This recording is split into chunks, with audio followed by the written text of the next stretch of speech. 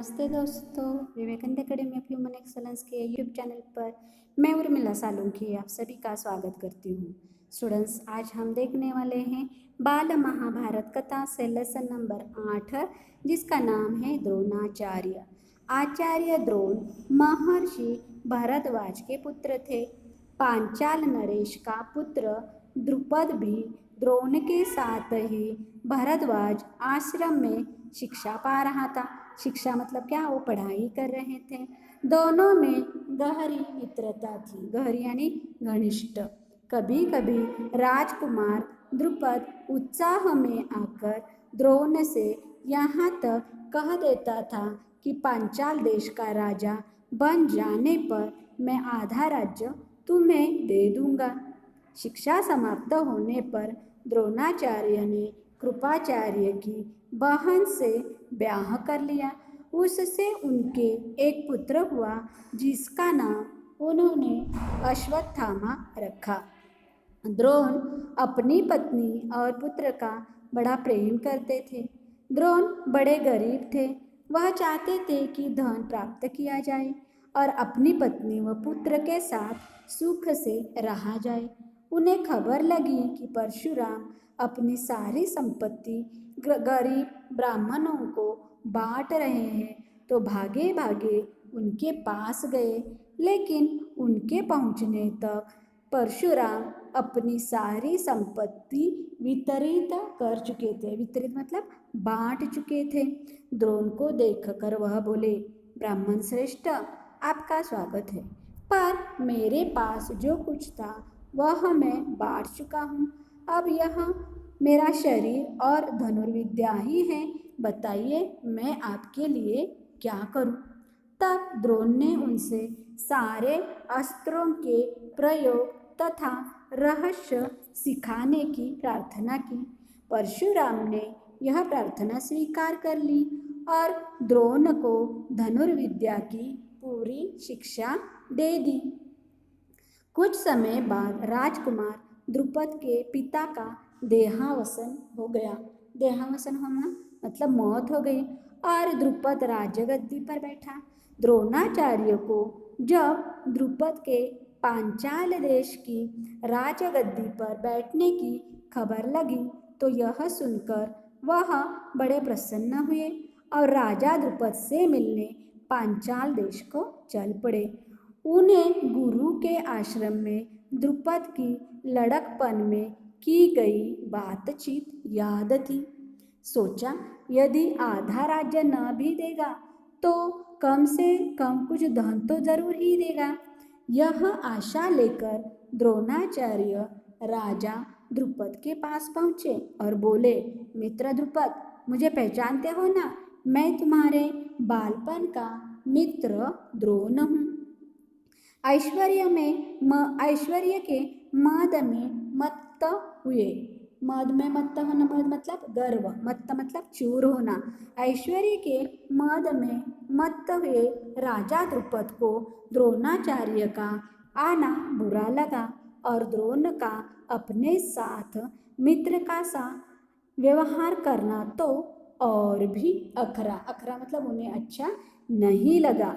वह द्रोण पर गुस्सा हो गया और बोला, ब्राह्मण, तुम्हारा यह व्यवहार सज्जनोचित मतलब सज्जनों के लिए उचित नहीं है, सज्जनोचित नहीं है। मुझे मित्र कहकर पुकारने का तुम्हें साहस कैसे हुआ? साहस यानी हिम्मत। सिंहासन पर बैठे एक राजा के साथ एक दरिद्र प्रजाजन की मित्रता कभी हुई है? दरिद्र यानी निर्धन, गरीब। तुम्हारी बुद्धि कितनी कच्ची है। लड़कपन में लाचारी के कारण हम दोनों को जो साथ रहना पड़ा, उसके आधार पर तुम द्रुपद से मित्रता का दावा करने लगे। दरिद्र की धनी के साथ, मूर्ख की विद्वान के साथ और कायर की वीर के साथ मित्रता कैसी हो सकती है? मित्रता बराबरी की हैसियत वालों में ही होती है। हैसियत यानी अपना अपना स्टेटस होना चाहिए, बराबरी होनी चाहिए। जो किसी राज्य का स्वामी न हो, वह राजा का मित्र कभी नहीं हो सकता। द्रुपद की इन कठोर गर्वोक्तियों मतलब क्या, घमंड युक्त बातें को सुनकर द्रोणाचार्य बड़े लज्जित हुए और उन्हें क्रोध भी बहुत आया। क्रोध यानी गुस्सा। उन्होंने निश्चय किया कि मैं इस अभिमानी राजा को सबक सिखाऊंगा। सबक सिखाना, उनको मैं क्या करूँगा, इसका उत्तर सही में दूंगा और बचपन में जो मित्रता की बात हुई थी उसे पूरा करके चैन लूंगा। वह हस्तिनापुर पहुँचे और वहाँ अपनी पत्नी के भाई कृपाचार्य के यहाँ गुप्त रूप से रहने लगे। एक रोज हस्तिनापुर के राजकुमार नगर से बाहर कहीं गेंद खेल रहे थे। इतने में उनकी गेंद एक कुएं में जा गिरी। युधिष्ठिर उसको निकालने का प्रयत्न करने लगे तो उनकी अंगूठी भी कुएं में गिर पड़ी। सभी राजकुमार कुएं के चारों ओर झांक झांक कर देखने लगे, पर उसे निकालने का उपाय उनको नहीं सूझता था। एक कृष्ण वर्ण का ब्राह्मण मुस्कुराता हुआ यह सब चुपचाप देख रहा था। राजकुमारों को उसका पता नहीं था। राजकुमारों को अचरज में डालता हुआ वह बोला, अचरज यानी आश्चर्य में, हैरानी में डालता हुआ बोला, राजकुमारों बोलो, मैं गेंद निकाल दूंगा तो तुम मुझे क्या दोगे? ब्राह्मण श्रेष्ठ, आप गेंद निकाल देंगे तो कृपाचार्य के घर आपकी बढ़िया दावत करेंगे। युधिष्ठिर ने हंसते हुए कहा। तब द्रोणाचार्य ने पास में पड़ी हुई सिंक उठा ली। सिंक यानी क्या? लकड़ी की छोटी पतली वाली काड़ी।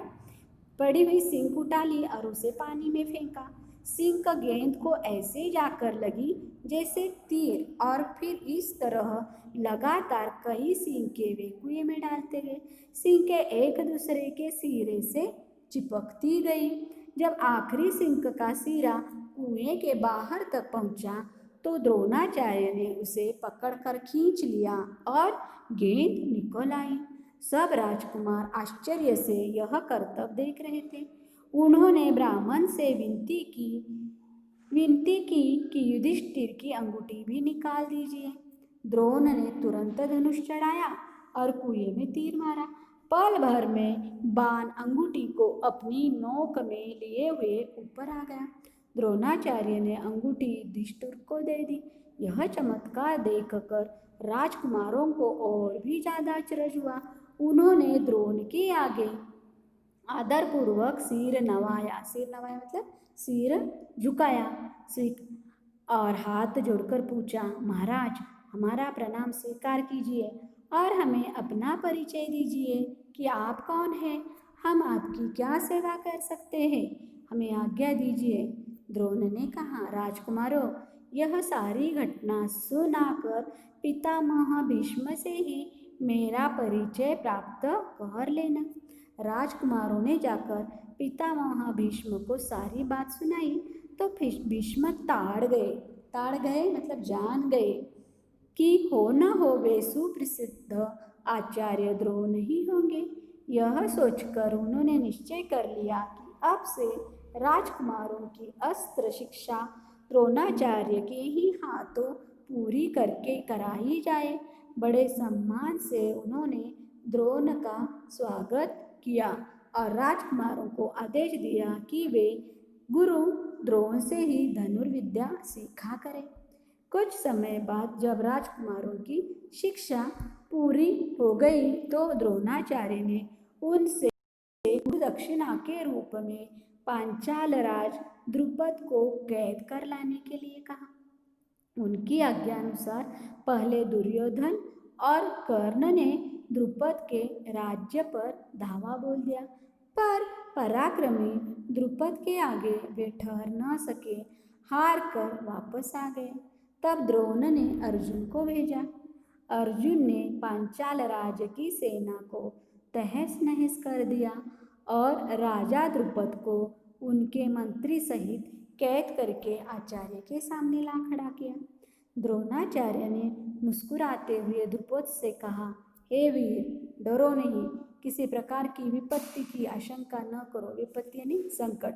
लड़कपन में तुम्हारी हमारी मित्रता थी, साथ साथ खेले कूदे, उठे बैठे।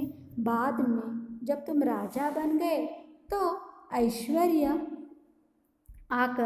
ऐश्वर्य के मद में आकर तुम मुझे भूल गए और मेरा अपमान किया। तुमने कहा था कि राजा ही राजा के साथ मित्रता कर सकता है, इसी कारण मुझे युद्ध करके तुम्हारा राज्य छीनना पड़ा। परंतु मैं तो तुम्हारे साथ मित्रता ही करना चाहता हूँ, इसलिए आधा राज्य तुम्हें वापस लौटा देता हूँ, क्योंकि मेरा मित्र बनने के लिए भी तो तुम्हें राज्य चाहिए ना। मित्रता तो बराबरी की हैसियत वालों में ही हो सकती है।